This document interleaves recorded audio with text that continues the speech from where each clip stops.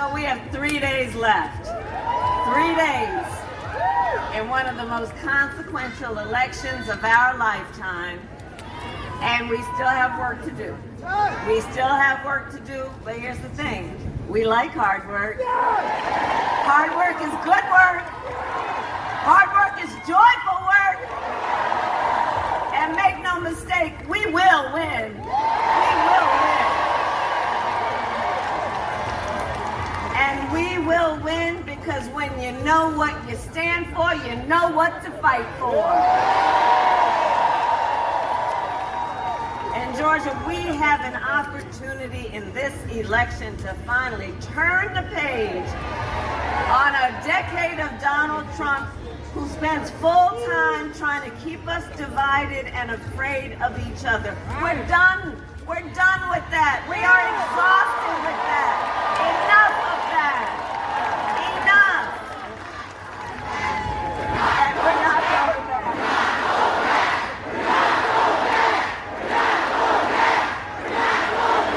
And we are not going back.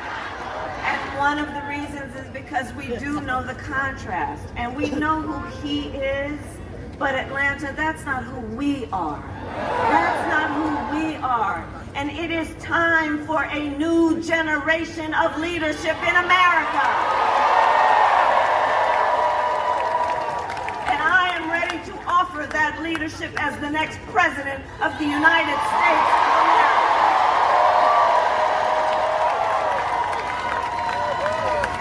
And Georgia, you know me. I'm not afraid of tough fights. Evidently. For decades, I was a prosecutor. I was the top law enforcement officer of the biggest state, and I won fights against the big banks who ripped off homeowners, against for-profit colleges that scammed veterans and students, against predators who abused women and children, against cartels that trafficked in guns and drugs and human beings. I won those fights. And I pledge to you, if you give me the chance to fight on your behalf as president, there is nothing in the world that will stand in my way.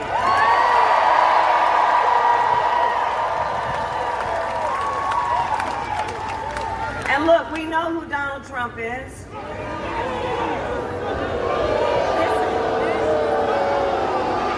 And because we know this is not someone who is thinking about how to make your life better. This is someone who is increasingly unstable, obsessed with revenge, consumed with grievance, and the man is out for unchecked power. And in less than 90 days, it's either going to be him or me in the Oval Office.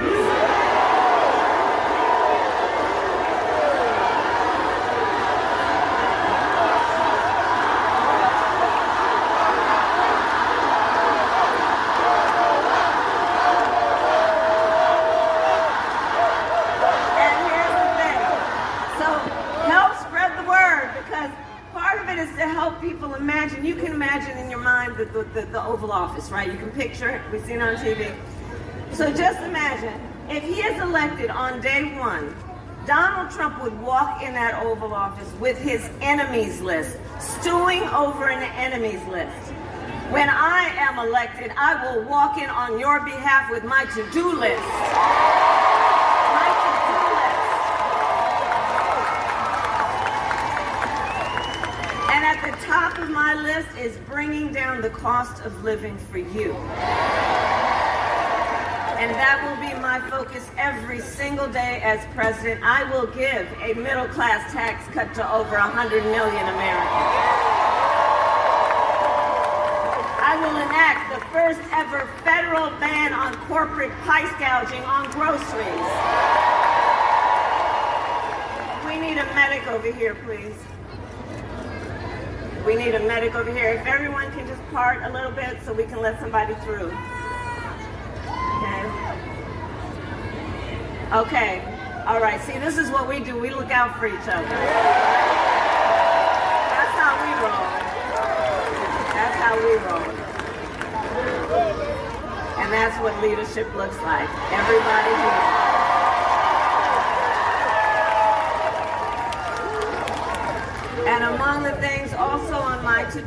is to fight to make sure that hardworking Americans can actually afford a place to live. Affordable housing, one of the highest priorities. My priorities include knowing that if you are caring for an elderly parent, we need to cover the cost of home care with Medicare, which we will do because I've been there. I took care of my mother when she was sick. I know what that is, what that work is. It is about trying to cook something someone feels like eating. It is about trying to help them put on their clothes.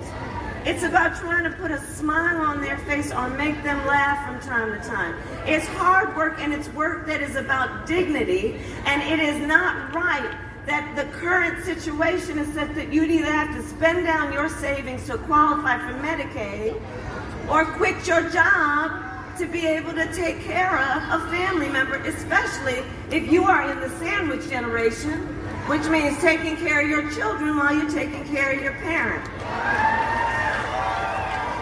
A lot of what motivates me in my work is it's about dignity. The dignity of all people, that all people deserve that dignity, to be able to not just get by, but get ahead. Which is why my plan will also lower the cost of child care. We will cut taxes for small businesses. Do we have any small businesses in the house? Oh, I love our small businesses. You all are the backbone of America's economy. We will lower health care costs because I believe health care should be a right and not just a privilege of those who can afford it.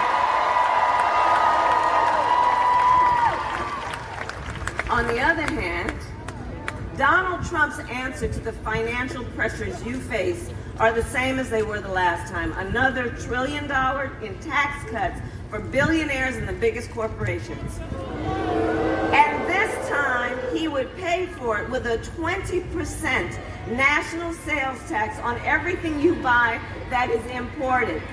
And it looks like we need a medic over there. It's hot out here in Atlanta. Let's make sure we, again, everyone, just try and part the way so someone can come through to help.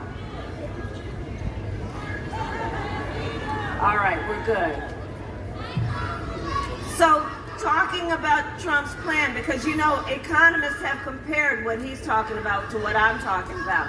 And they have indicated my plan will strengthen America's economy, his will weaken it, including the part about his Trump sales tax that would cost the average American family over $4,000 more a year. And on top of that, Donald Trump still is trying to get rid of and still wants to get rid of the Affordable Care Act, which would throw millions of Americans off health care and take us back to the time insurance companies could deny people with pre-existing conditions. You remember what that was? Well, we are not going back. We are not going back. And we are not going back because ours is a fight for the future.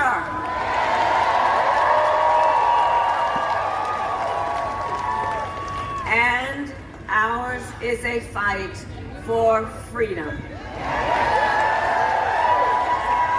Like the fundamental freedom of a woman to make decisions about her own body and not have her government tell her what to do.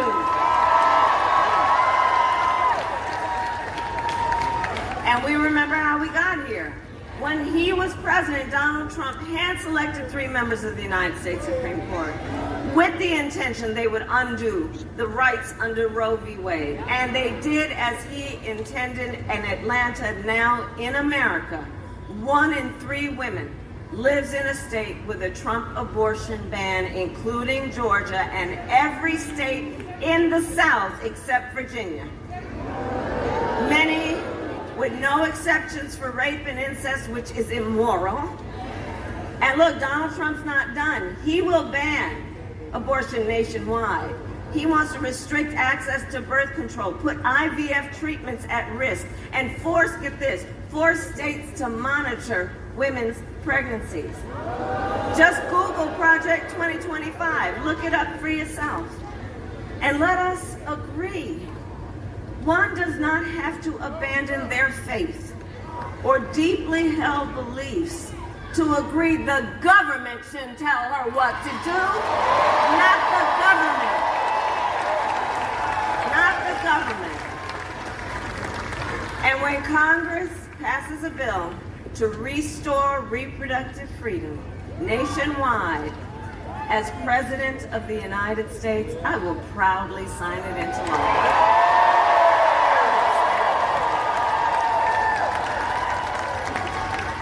So Georgia, I am here to ask for your vote. I am here to ask for your vote.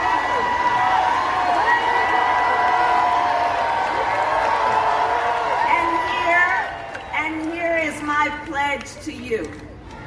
As president, I pledge to seek common ground and common sense solutions to the challenges you face. I am not looking to score political points. I am looking to make progress. I pledge to you to listen to those who will be impacted by the decisions I make. I pledge to you to listen to experts and to listen to people who disagree with me. Because unlike Donald Trump, I don't believe that people who disagree with me are the enemy. He wants to put them in jail. I will give them a seat at the table. That's what real leaders do. That's what strong leaders do. And I pledge to you to always put country above party and self, and I pledge to you to be a president for all Americans. That is my pledge to you, Atlanta. And let me ask, anybody here already voted? Oh my goodness. Well, thank you. Thank you. Thank you.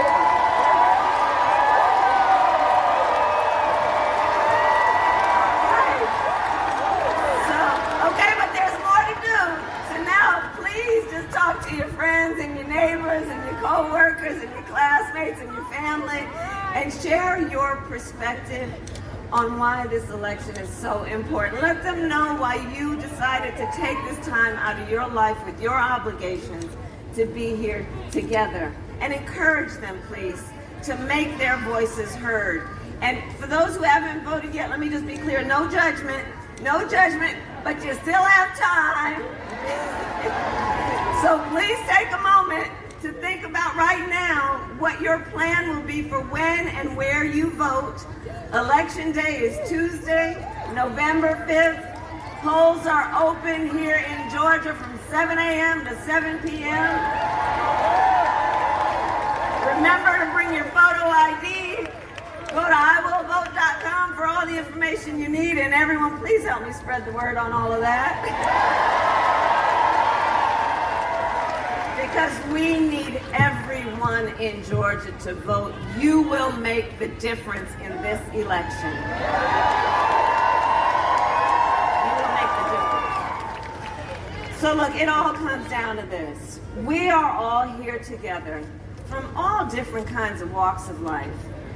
We are all here together for one reason that we share in common, one of the most important reasons.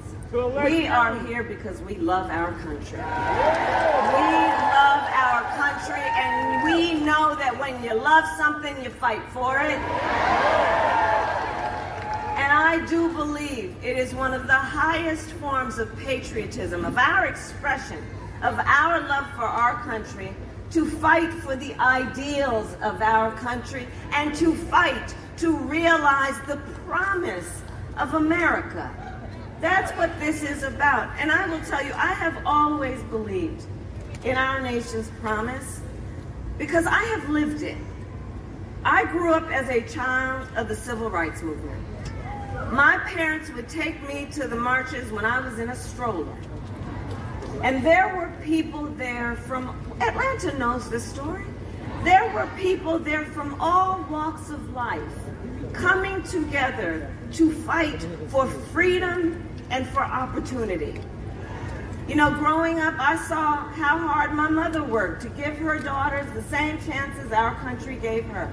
I was blessed growing up to have family by blood and to have family by love, who instilled in me the values of community, of compassion, of faith.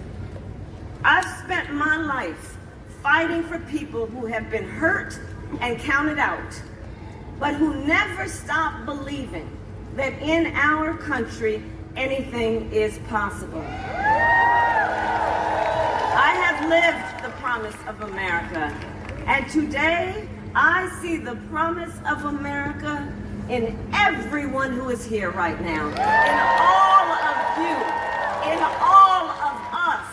We are the promise of America. We are the promise of America. It is in the fathers and the mothers and the grandparents who work hard every day for our children's future. It is the women who refuse to accept a future without reproductive freedom and the men who support them.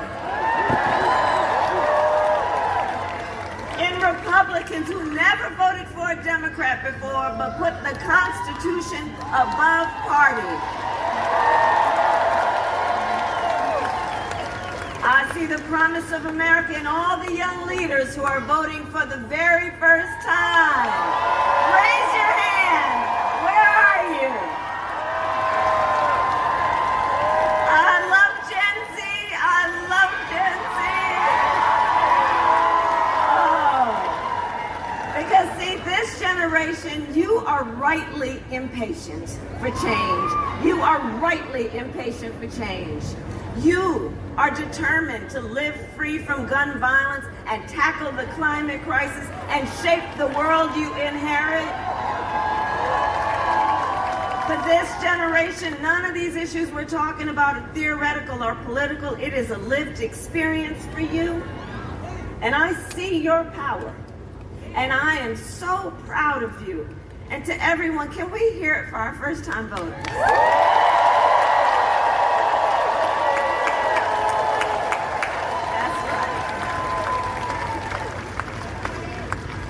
So Atlanta, we have 3 days to get this thing done. And no one can sit on the sidelines. Let's spend the next 3 days knowing that when we look back on these 3 days, we will have no regrets about what we could have done. So let's knock on doors, let's text, let's call voters, let's reach out to family and friends and classmates and neighbors and co-workers and your play cousins. Let's reach out. And as we do, let us please also be intentional in how we build community. Let us be intentional in knowing that these last years of this Trump era, yes, they have been exhausting, but they have not been in the best interest of the strength of our nation. This whole idea that we be pointing fingers at each other, the idea that we have nothing in common when we know the vast majority of us have so much more in common than what separates us. So let's be intentional about building community and building coalitions. There is power in that, and it will strengthen our country. And let's remind everybody that your vote is your voice, and your voice is your power.